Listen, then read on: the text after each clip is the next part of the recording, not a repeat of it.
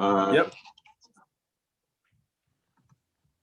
Well, perfect. Well, with that, I think we do have everybody here. So welcome. I'd like to call the Planning Commission meeting for July 7th, 2021. I didn't ask, but Jenny or Dave, do one of you guys have a flag we could use for the Pledge of Allegiance? There we go. All right, so if everybody could stand, I'll lead you on the Pledge of Allegiance. I pledge allegiance to the flag of the United States of America and to the republic for which it stands, one nation, under God, indivisible, with liberty and justice for all. Thank you for that. Next is the roll call. So when I state your name, if you could confirm that you're in attendance. Commissioner Osland. Present. Commissioner Dewar. Here. Commissioner Huxford. Yes. Commissioner Davis. Present. And then I received a message from Commissioner Holt and Commissioner Welch regarding both of their absences. I'd like to make a motion to excuse both of those. Do I have a second? Second. So moved in second. And then all those in favor? Aye. All right, thank you. I'd also like to welcome Councilman Peter Shagan and Councilman Ewing, who are in attendance. We appreciate you both joining us and always appreciate your input. Next, we're on to guest business. So if there's any items that aren't on the agenda, I didn't see anybody, or actually, I guess there are some people in the crowd. So if there's any items not on the agenda today that anybody in the audience would like to bring forth to the commission, now is your time to do so.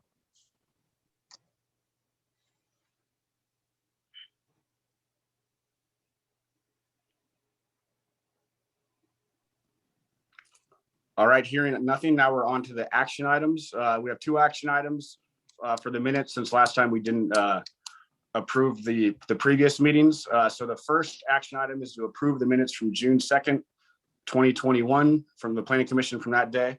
I'll give all the planning commissioners a second to gather their thoughts, and if anybody has any concerns or changes they'd like, please say them now.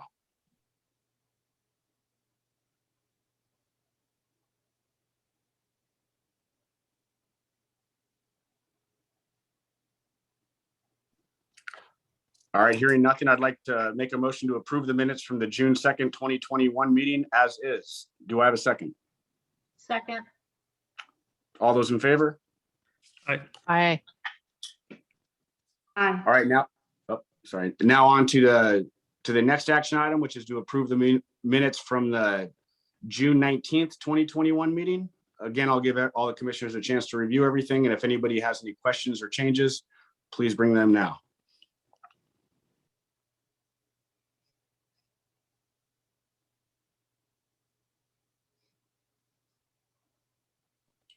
All right, easy enough. So with that, I'd like to make a motion to approve the minutes from the June 19th, 2021 meeting as is. Do I have a second? I'll second. All those in favor? Aye. All right, with that, we're on to the discussion items. So I'm going to pass it on to Assistant Planner Needham, and then along with Planning Manager Levitan regarding for a briefing on the permissible use table. Okay, good evening, commissioners and council members joining us. Tonight we are bringing back the Permissible Use Code Amendment for potentially one last briefing before we move to public hearings. So as a reminder, our goal with this code amendment is to consolidate and simplify uses, reduce and eliminate redundant land use processes, and create clear and objective performance standards for specific uses.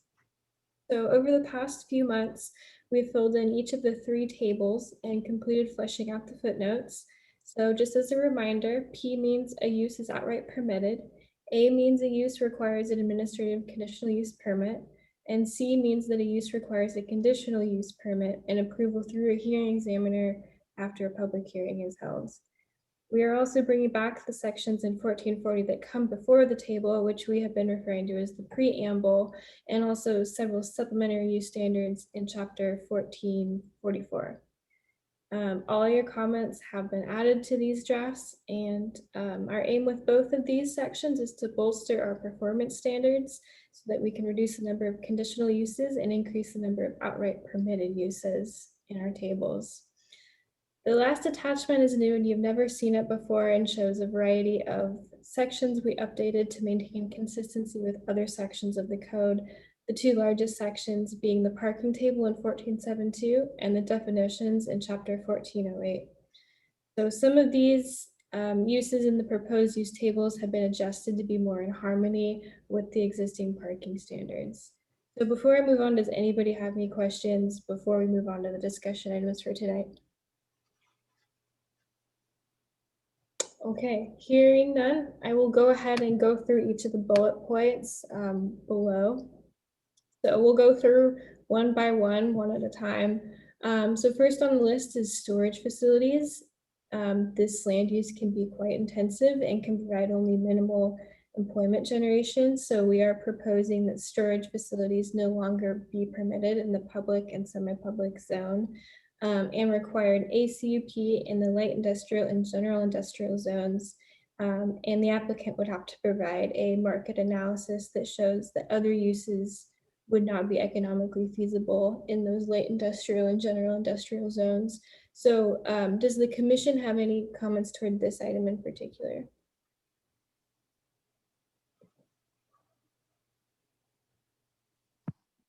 I would say, I'm sorry. You can go ahead. Commissioner Davis, you can go ahead. I was just going to say I'm supportive of that recommendation. Okay, any other comments before we move on? Yeah, I had a question. So would there be a date? Like when would this, I guess my only concern would be obviously somebody that owns property there and has a plan for it. And I guess I'd have to like fine tune who's going to do the economic analysis. Is that somebody the city's gonna, like a third party the city's gonna hire to do an economic analysis? And then, being on both sides of it, I could see if I was a developer, it'd be really easy for me to get really high bids and front the costs to make it not economically feasible. But then also from your side, it'd be easy to, make ways to block it. So I guess my only thing would be the way that that's worded in the actual code, where it says the analysis at a minimum shall demonstrate that the storage use does not diminish the city's overall economic viability as set forth in the goals, policies, and strategies of the comprehensive plan. While I obviously agree with the city's plan, I just worry that, it just might lead to some ambiguity as far as, what they're providing, who's reviewing it, and whatnot. So I hope that's specific enough for you. I just could see, being a developer, I could easily see me provide you something that showed that it wasn't economically feasible for me to develop it. So I wonder what you're going to do, how you're going to deny those if it's, because it's still going to be economically intensive to develop a, whatever other use you would prefer there. So yeah, we can try to flesh that out a little bit more, and we can chat with Russ about some of the economic development component of this. I would note that there's currently some similar language related to residential development within the planned business district, where they need to do an economic analysis and submit that as part of their land use application when they submit for their development plan as part of that review. That's the area off of Grade Road, kind of west of the industrial area. And so there is a little bit of precedence for us kind of establishing this requirement for an economic feasibility analysis.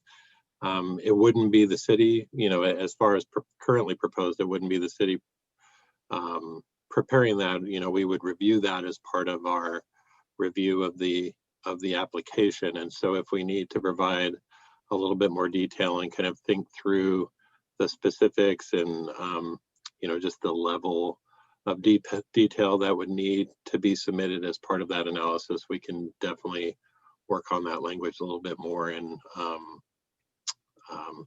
just provide that additional information. Thank you.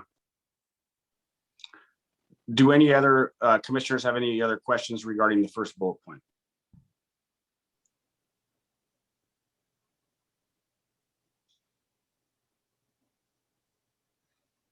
All right, Jill, I'll hand it off to you. All right.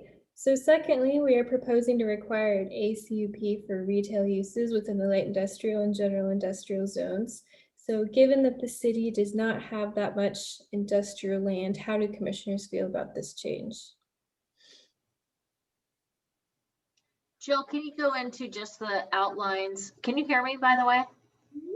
Okay, I am toggling through a couple different things, and so I appreciate the confirmation. Can you talk about the change just briefly? And this has been a while since we've all looked at this. Can you talk about what the change might be, just in a 30-second elevator speech? Yeah, specifically for that bullet point that I just mentioned with retail uses. Yes. Retail uses would have an A in the table next to light industrial and general industrial. And that's just because the city doesn't have a ton of industrial land, and we want to leave that land open for those industrial uses and not have it be all retail, because retail can go in many other zoning districts. So, and you know, as you might recall, an ACUP is an administrative process. It's a little bit more land, it's a little bit more intensive than being outright permitted, but it's not a CUP that has to go through a hearing examiner. So I hope that answers your question. Okay. Joe, can I ask a theoretical here? If there was a person who saw an opportunity to put in, say, a restaurant, you know, a hamburger shack, in the industrial district, because they see there's a bunch of people working there and they want to, you know, capitalize on their lunch hour, would they be prohibited then, or not prohibited, but go through an ACUP process if they wanted to build that? So I don't believe that that is proposed within this current code amendment. I think Dave, you might could touch on that a bit more. Yeah, so a restaurant use would be separate from retail, and we understand kind of the relationship between kind of food services, and that's a necessary service for employees. And so we aren't currently proposing to include that as far as requiring that similar ACP. Let me just scroll through the table just to make sure, but I don't remember adding that as an administratively permitted use.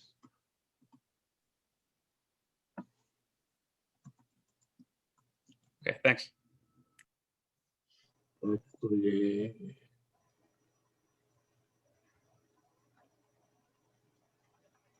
Actually, I do see it in there with an A next to it. So if there is some concern that on the restaurant side of things, if there's a closer relationship between restaurants and that needing to be, that's something that we can revisit, because I do see the A within that column on page.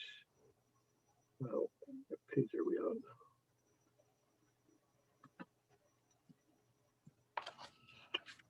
That's on page 32 of your packet, use 7224. And so restaurants do have that A. So if there is concern from commissioners, we could change that back to a P, or we could, you know, we were trying to get away from some of the size limitations as far as driving, you know, permitted uses versus administrative conditional permits. But that's also something that we can consider if say like a small restaurant would be appropriate to serve the needs of local employees, but some large use that takes up, you know, an entire site is not. Thanks. I'd kind of kick that to my other commissioners. I would be interested in having that discussion, only because I've worked at places where having to go get lunch is a trek.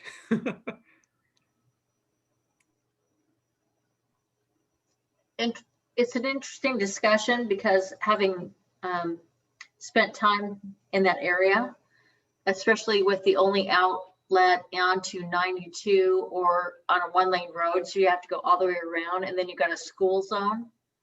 That's an interesting conversation. Yeah, looking at the table, we left for mobile food vending units of food trucks. We left as outright permitted. And I'm not as familiar, just with our industrial area, mostly just because my entire tenure with the city has been during the COVID era. So I haven't been out there a whole lot during the days.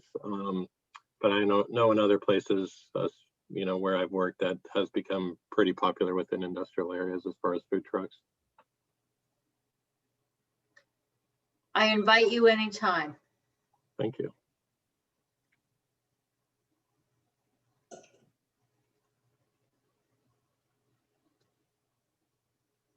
So are there other thoughts related to restaurants and whether they should be continue to be outright permitted within our industrial zones from any other commissioners? I would agree with Commissioner Dewar on that one. I think having services that people working in the industrial area could use would be good. So if food service is a carve out from other retail, then that makes sense to me in terms of the permitting.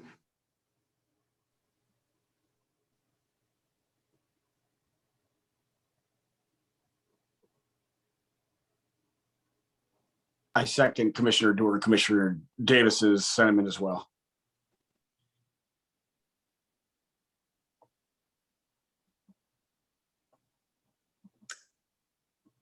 Okay, so with that, I'm going to go ahead and move on to our next item.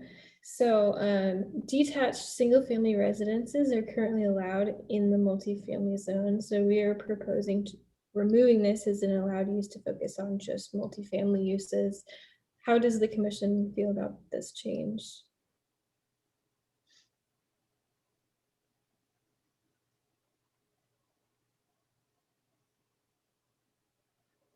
And is the city's thought process like, is it like a affordability thing, or is it I guess what's the city's main driver in, or I guess just making everything conform to the zone? I just see it, I guess, just playing devil's advocate, and the reason I asked the question is just being someone who builds duplexes and townhomes and things like that. If I did, if you told me I couldn't build a single family residence on my property and I knocked it down and built a townhome, that sold for 600,000 a side or something like that, I don't know if it would solve that problem. And I know I'm kind of cherry picking an example. But it just, again, a lot of these things I'm a big time private property rights guy. So I know I'm coming from the position of devil's advocate a lot. So it's not that I disagree with what you're saying. I just, feel like it should be brought up and part of the discussion. Yeah, so and I would note that we sort of jump bullet point number 3. I think, Jill, you just referenced the accessory dwelling units, but we're also proposing to not allow detached single-family residences within multifamily within the MFR zone. And so these two kind of go hand in hand. Our thought process on this was that, we can do a little bit more of an inventory and an analysis as far as how many existing detached single-family residents occur on sites with that MFR zoning. And if they do exist, they would be considered legal non-conforming if we were to amend the code in such a way that would prohibit them in the future. But our thought was that these go hand in hand. If you're not going to be allowing detached single-family residences in the future on MFR zone properties and our current ADU code only allows for accessory dwelling units accessory to detached single-family residences, that it would only make sense that accessory dwelling units would not be permitted within the MFR zone.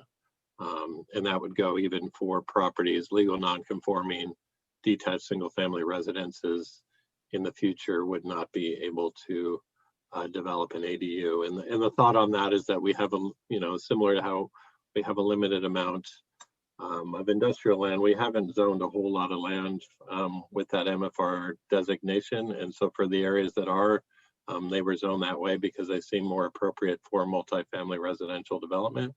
And so we understand, Chair Cronin, if we want to have a discussion about property rights and kind of how that should, counteract proposed zoning regulations, we're happy to have that and happy to remove that. But we wanted to have that discussion with the commission to see how they feel about that. Thank you for that explanation. I think I think I'm in agreement. I do think it'd be valuable if we could get those numbers on the existing lots that would, the existing residences that would be moved to legal non-conforming.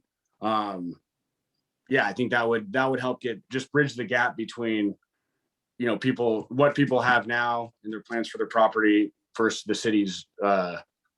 city's vision. Because I understand what the city is doing. I think the city is, right in that, in a perfect world, all this would be correct, but we just want to make sure that, you do it delicately so you don't put yourself in either a liable situation or in a situation where you're, taking away those property rights. But thank you, David, for that explanation. Can I comment, Chair Cronin? Of course, Commissioner Davis. I see bullet point 3 and bullet point 4. I know they're related in terms of their subject matter, but I see them kind of operating independently of one another in my mind. As far as bullet point 3 goes, I would love to see the data that Chair Cronin has requested about the number of parcels this would affect. And I do think that in the past, the city has been pretty careful to acknowledge the existing homeowners when we talk about how to create kind of a graceful transition from high density or high intensity use to the less high intensity use. What I mean by that is none of us want to see, single family homes with a, 6-story. I'm throwing this out there. It wouldn't happen, but the idea that we would have it kind of blend into the surrounding community. I certainly think that there's affordability and density benefits to agreeing to this proposal from staff. But as far as the number 4 bullet point goes, I have some reservations about that, only because I could imagine scenarios where, and that's why I'm curious how many properties this would affect, because I could imagine scenarios where there are single family homes where people have plans for the future that they'd like to accommodate, an elderly parent or children who can't afford to buy starter homes in Lake Stevens. And so my preference would be to see the ADU remain, the option remain for the homes that are the non-conforming homes, but that maybe anything new that they wouldn't be able to happen in that zone. But I just would hate to see that potential use disappear for people who may have it in their mind that they'd like to do that in the future. I agree with Commissioner Davis. It's to me, an ADU is just another form of a multi-residential situation. So that should still exist there. So I would be for keeping it. I'd agree with Commissioner Davis and Commissioner Osland. I mean, it's a residential piece of property, single family home. It probably has the space to build the ADU. Had that been in any other zone, it would be able to build that ADU. So I'm not sure why you take that right away from them. Well, yeah, no, thank you. Sorry, go ahead. If I may, it's interesting that we spent a lot of time on this ADU, 2 years ago, maybe? I can't remember now.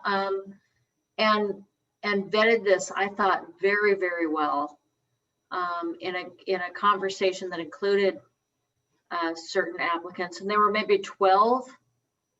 Councilmember Peter Shagan could correct me on that, but there were maybe 12 even possibilities at that time that had even come up in history. I suspect there's a lot more now.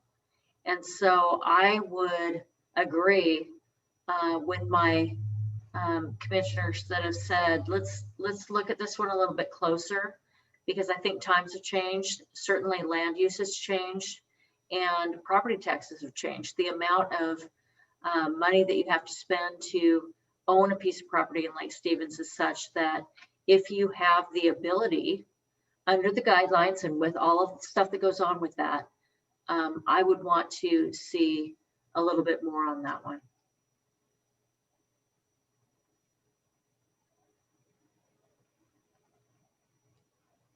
Great. Well, no, thank you for that, and thank you for the explanation. Yeah, no, that was very clear, and I understand where a number of commissioners are coming from. So yeah, we can make that change if commissioners are comfortable with prohibiting the detached single-family residential, but not wanting to change the current allowance for ADUs that are accessory to what would soon become a legal non-conforming detached single-family residence within the MFR zone. Will amend the proposal as such.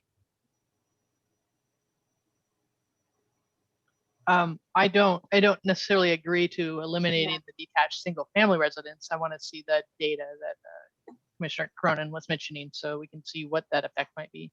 Correct. Yeah, that would be contingent, obviously, on providing that data and getting agreement.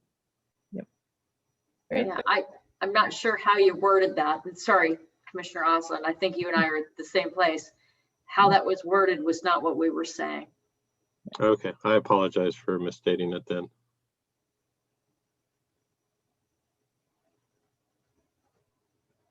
Okay. Do any other commissioners have any other questions before Assistant Planner Needham moves on to the next bullet point?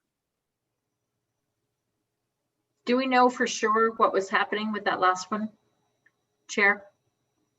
Yes, so I believe that Planning Manager Levitan is going to bring forth the lots that are going to be impacted by the single family residences in the multifamily zone.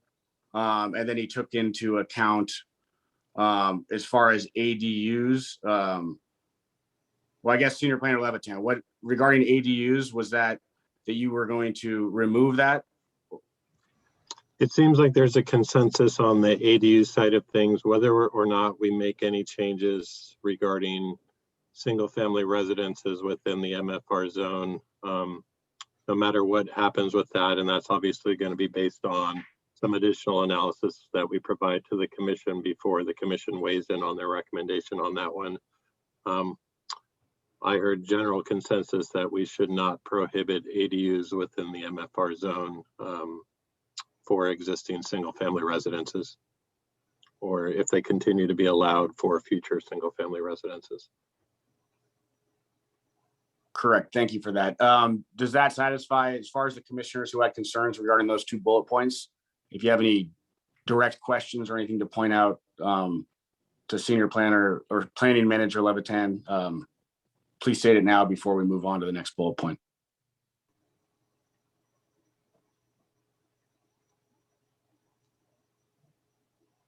All right, Assistant Planner Needham, you're ready for the last one. All right, so the last one has to do with home occupations. So currently home occupations are permitted in zones where residential development would be considered legal non-conforming, such as the local business district, general industrial and light industrial zones. So the question is, should new home occupations continue to be permitted in these zones in existing legal non-conforming residences?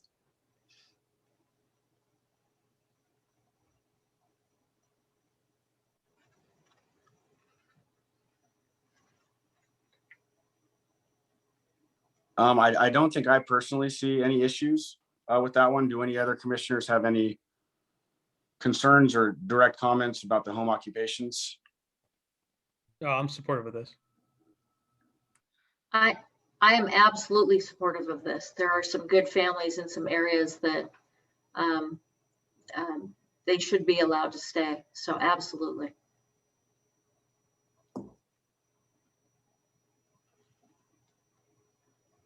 Right, I think we have consensus there as well.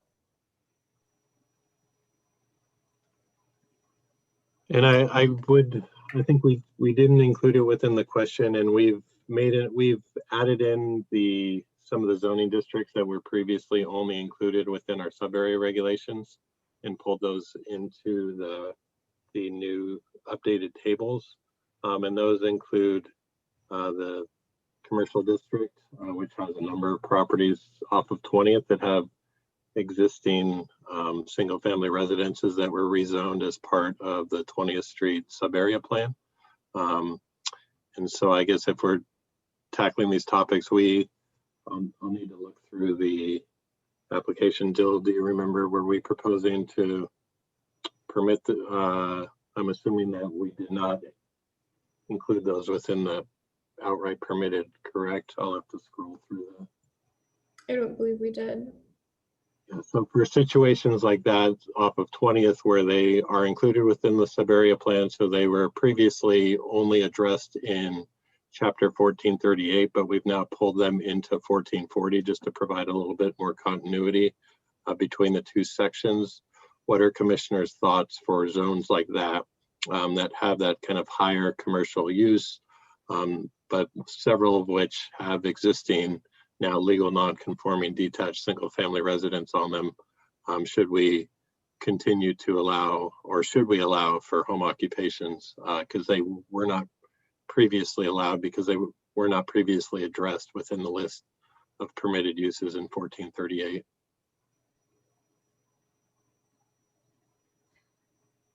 So, and again, I'm having flashbacks to conversations that we've had in years past. When we did the switch on Highway 9 to 92, when there was that just juxtaposition of those two zonings, this was one of the conversations that we had, and absolutely they should be allowed. They are there. Those are residents that are there. If they want to sell at some point, that is up to them. They are now landlocked because of the decisions that we made a couple of years ago. Very, very bad vote. And I would, if that is going to be included in this revision, they should be permitted to continue, in my opinion. Again, I'm drawing from some history here, and I think that that's the right thing to do, my opinion.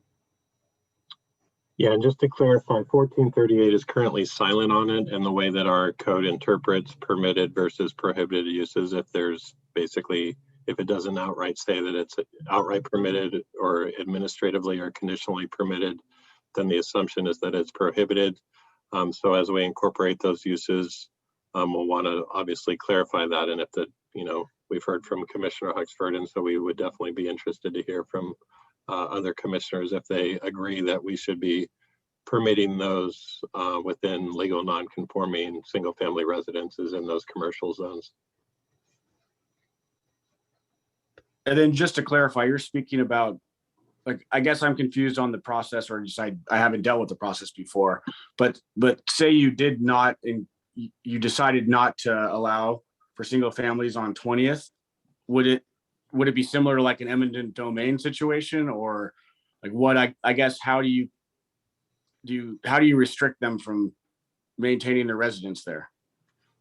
So no, any existing single family residence within, say, the commercial district that's there along 20th is considered legal non-conforming. They can continue to operate. So we're not proposing to, any new detached single family residences are not permitted within that commercial district. And so we can have that discussion as well.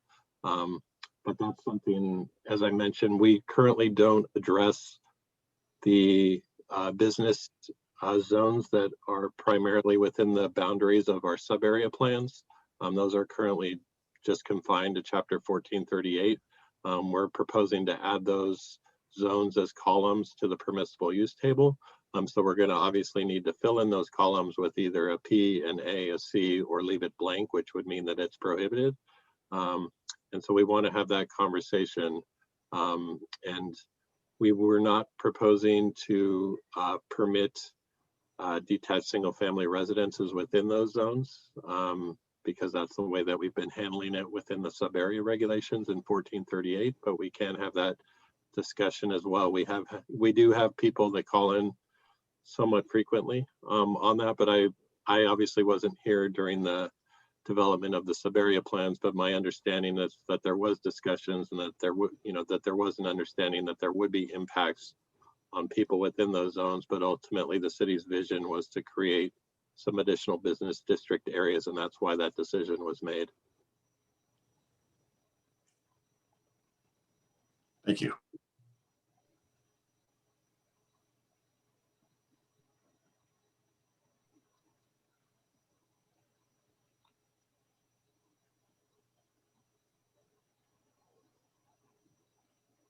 Chair Cronin, if I may. Yes, please. We have gone through what the staff has recommended, and due respect, if we could go off script a little bit, are you okay? Yes, be my guest. Page 29 in our packet, we are allowing and permitting temporary encampments in all zones, in all regions, in all. This is something that is concerning to me on many different levels. And I would ask for some insight into that from the city and communication from the rest of my commissioners on their thoughts.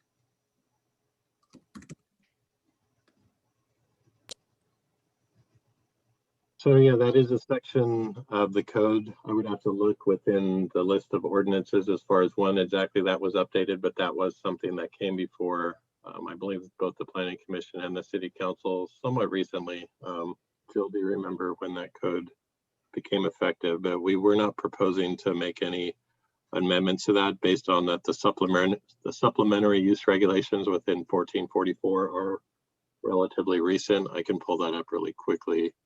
Just to see when exactly that came before the City Council.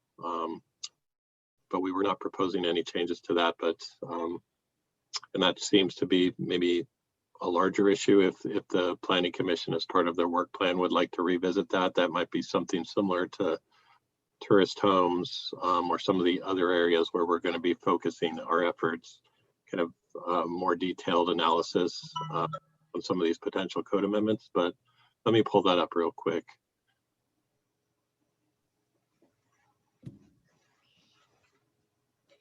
If you would, please, the only time that this has come up has been that individual churches, religious organizations could or could not perhaps host on their parking lots. But this is something that we have not had conversation on. And in light of what we spent our time on for the first half of this year, I would want to make sure that we are doing due diligence in this area. Yeah, and so it's in section 1444.038, and I can share my screen and pull it up just because we did not include that with any of your attachments if you'd like to take a look at that. But there's actually a temporary encampment permit, and that it's a type 2 application. And in my time here, I haven't run across this. We haven't had any proposals, so I'm not super familiar with this section of the code. And I don't know how many we've had. I don't know, Jill, if you have any, if you've dealt with them at all in your time. You haven't been here all that much longer than me. But so there is some pretty detailed requirements within 1444.038. I can share that really quickly if commissioners would be interested and would like to look into this a little bit more.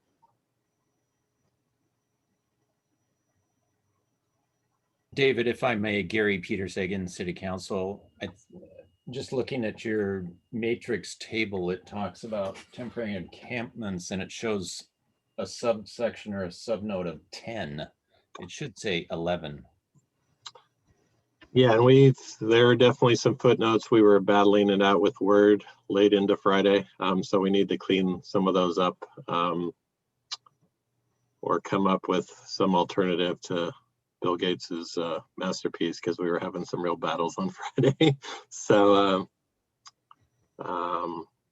yeah, we need to make some refinements to that. So I know that there are a couple endnotes that still need to be revised, but yeah, right, it's within 1444.038. And let me look at it. Okay, thank you. And this looks like it was from Ordinance 1031 in 2018. So it's relatively recent. It's relatively recent to the last time that we discussed, but it was church parking lots only. So I would at least personally like to have a conversation separate from the greater on this issue, that it wasn't sponsored by an individual entity, but that the city is now proposing that this be part of the code. If it's not coming yet, it will be coming, and I would like to be in front of that.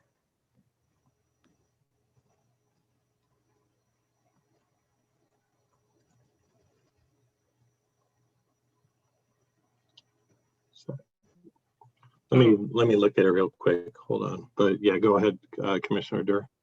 I think to your point there, if this is something that is restricted by current Lake Stevens Municipal Code to only churches, could we wipe out a bunch of these permissible Ps to better reflect the municipal code rather than permitted in all places? So I think our plan was to have it as a P, but to then have that end note that very clearly links it to the supplementary use regulations in 1444-038, which we did a not great job of linking to properly. But so they are permitted. They're not, because they don't require quote unquote an administrative conditional use permit or a outright conditional use permit. You know, an A or a C probably isn't appropriate, but I guess we can think about how better to, you know, relay on the requirement and that these applicable supplementary use regulations are currently in place.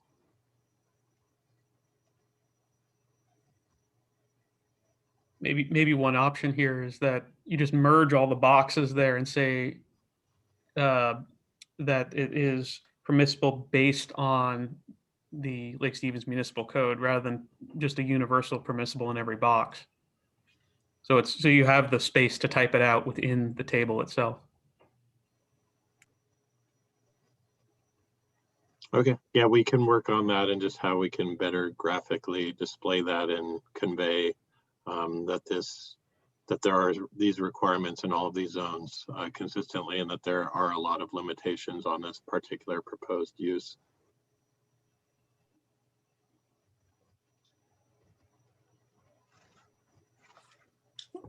Thank you all for that discussion. And then Senior Planner Levitan, we also, I know on the discussion on 20th and some of the single family stuff, we got a little sidetracked on that, but do you have enough to, you know, as you're coming back with some of these other bullet point items, you know, maybe on the next meeting we have, could we, you know, have that as part of it so then we can maybe, you know, address it and maybe give you some more thorough feedback on it? Or I guess my question to you is, are you satisfied with the answers you've gotten as well? I guess, you know, if there are additional thoughts on whether we should be, you know, we currently prohibit detached single family residences within these zoning districts, you know, because they're not included as a permitted use within chapter 1438. So as we transition these uses and to also include them in the tables in chapter 1440, you know, I think we would appreciate additional feedback from commissioners as far as, you know, this would be a policy change as far as within our, you know, these zones are about 95% located within the boundaries of our sub-area plans, which obviously had, you know, very detailed localized planning efforts involved with them. And so coming out of those sub-area plans and out of the policies and regulations within those sub-area plans, there was a proposal to not allow for detached single family residences within these zones, even in some of the neighborhoods within them that have historically maybe been dominated by detached single family residences. So if commissioners would like to, you know, discuss that a little bit more, either as part of this or as part of a future code amendment, we would appreciate direction from the commission as far as what that analysis should look like, and should that be part of this project or part of a future project. Can I ask a question about that? I was a part of that sub-area planning and definitely was excited to think about what the sub-areas could look like going forward. But I kind of always assumed that market forces would change the single family homes that pre-existed the sub-area plans, in the sense of, you know, once the property became valuable enough that whoever owned it wanted to sell it to a developer who would turn it into, you know, the mixed use that we envisioned or whatever. But also, I don't understand how this would practically work if we say we're going to prohibit single family use. The people that currently live in those homes obviously can stay, But then if that person dies or moves or wants to sell, then they would only be permitted to sell that property for a purpose other than single family living. Is that's the practical result of this proposal, right? Is that my stating? Yeah, so it's, you know, they could sell it to somebody and then the new owners obviously could continue to live in that house and they would be subject to, you know, some of the repair and modification provisions in our non-conforming code, which obviously we're going to be bringing back to you in August with Melissa taking the lead on that. But if they wanted to tear that down, say you had a 1,200 square foot house and you wanted to build a new 3,500 square foot house on it and completely tear it down and build a new, or you wanted to try, if you had a large parcel and wanted to subdivide it and build 2 new single family homes, you know, 1 on each lot, that wouldn't be permitted within that zone. You could continue to use it. And I can't really speak authoritatively to, you know, what the thought process was with that sub area effort, because I wasn't part of it. As far as the market forces, my assumption was that, you know, it's sometimes you need to have some of these prohibited uses just because areas are going to develop incrementally, you know, property by property. So if we continue to allow for detached single family residences and, you know, one person on one stretch of 20th builds a new house and then on another stretch of 20th builds a new house and kind of continue to have this, all of these new single family homes pop up, it is going to inhibit, you know, potential future development on a grander scale as far as the vision that's expressed within that sub area plan. So I'd have to do a little bit more research on the legislative history of that and look back through maybe some of the public involvement documents and some of the technical advisory or citizen advisory committee, you know, feedback on that specific sub area plan to be able to speak a little bit more intelligently to it. That actually, your answer was perfectly stated and for clarifying it for me. I just wanted to be sure that if we decided to move forward with the proposal, that if somebody lived in a 1,200 square foot house, that when they sold it, they could sell it to continue to be a 1,200 square foot house, improved to a certain percentage or whatever, but not that they could only sell it for development, because to me that kind of would inhibit their property rights too much. But I understand what you're saying in terms of not having someone come in and do a tear down and build something fresh that's going to last another 75 years. So that I understand more clearly now what the proposal is. Thank you. Yeah, thank you for that explanation. And I agree with both of those conversations. I think the city, you know, it's obviously a balancing act, but I agree with where you restrict the properties from increasing their nonconformity per se. So, you know, with that explanation that you just gave, I'm more on the side of, you know, I'm more in agreement with you than I was before. So I appreciate that.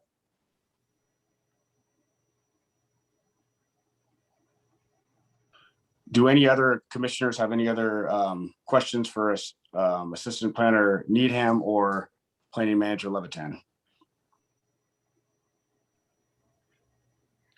I just had one more question on the proposal in general. Section E on page 17 and section K on page 18, we talk about daycare and in-home daycare standards. I don't want to go back to where we were a few weeks ago or months ago, but is that an area that we might need to revisit to ensure the definitions are correct and up to date so we don't fall into the same hole we did when we had the whole pot store thing going on? Or is it defined enough to be airtight, I guess? Yeah, and so we can double check that definitely before we bring it back to you. We have definitions that are both consistent with Chapter 1440 and also with Chapter 1444-097 as it relates to the family daycare provider definition per the RCW and the WAC. So we can definitely double check that just to make sure that we're not creating any additional issues for us as far as interpretation. You know, this is specifically for in-home daycare. It's a slightly different terminology than what we use within 1444-097 for the marijuana regulations. But we can definitely make sure that we have all our T's crossed and I's dotted. Thanks. A little PTSD there.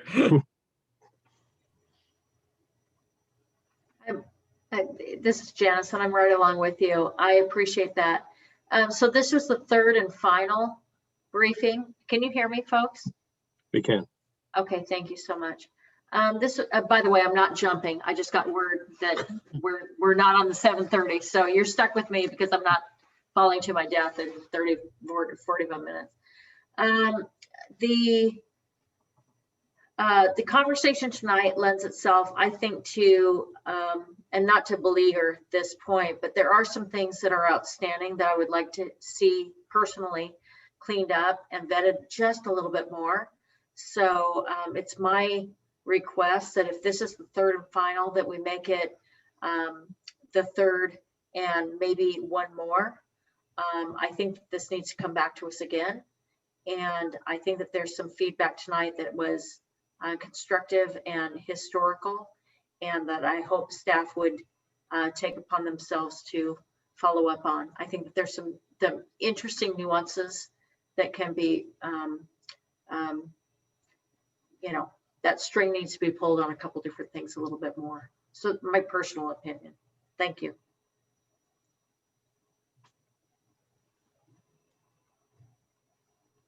Thank you, Commissioner Huxford. Lastly, do any other commissioners have any questions, or does staff have any other thing to add?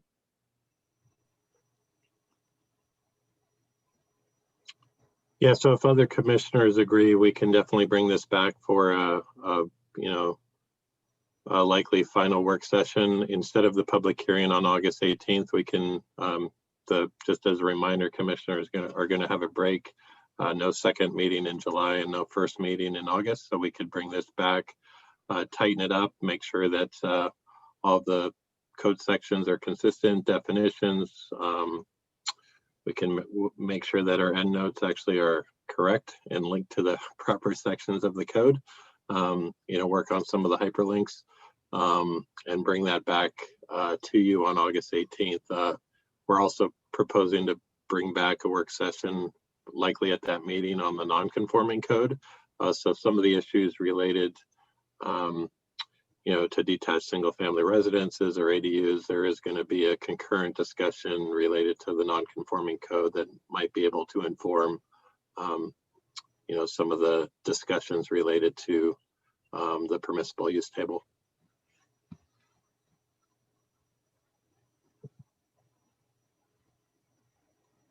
Thank you. I think that all sounds good to me. I'd ask the commissioners if they had any other questions, but I think that we're good. So I think if the city's okay with everything, I think we're done with the discussion item. All right, great. Thank you for all the great feedback. Thank you. So with that, everybody, now we're on to the commissioner reports. So I'll start with Commissioner Osland. No report tonight. Commissioner Doer. No report tonight. Commissioner Huxford. Nothing. I'm on the ground. Commissioner Davis. I actually had a question about whether there's been any discussion of us returning to in-person meetings in the next few months, or, my commute's super easy to come to meetings, so I'm not pushing for it, but I'm just curious if City Council and the commissions are going to be going back live. Yeah, so there was some discussion about council possibly having their last meeting before the break in person versus virtually or some hybrid, but the decision was just made that they're meeting next Tuesday, which is their last meeting before they also take a 6-week break, is going to stay virtual. So I would assume that Jean and Kelly and Russ and Eric and all the other directors are probably, and Mayor Gailey are going to continue to have those discussions, but I would not be surprised that, by the time we come back, that we'll at least potentially have some sort of hybrid model for late August. But I, don't hold me to that. That's just some of the discussions that I've been hearing.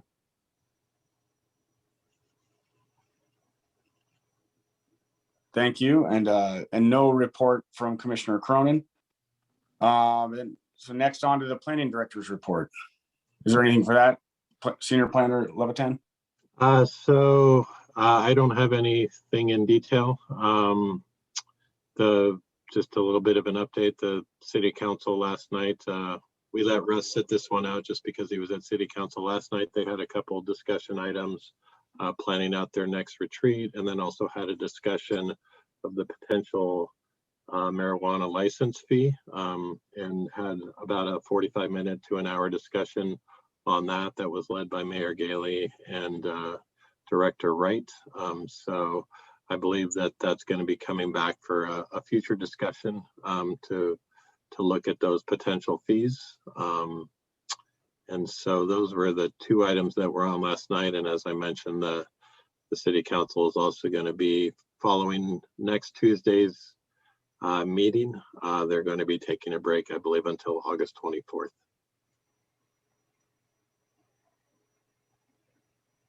All right, thank you very much. Well, with that, looks like we're to the end. I'd like to thank Councilman Peter Sagan and Ewing for being in attendance. I know you guys have long meetings, especially it sounds like you had a long one last night. So we appreciate you taking the time to be here. With that, I think we're done. So I'd like to make a motion to adjourn the Planning Commission meeting for July 7th, 2021. Do I have a second? Second. All those in favor? Aye. Awesome. Thank you, everybody. Enjoy your night. Thank you. Thanks. There.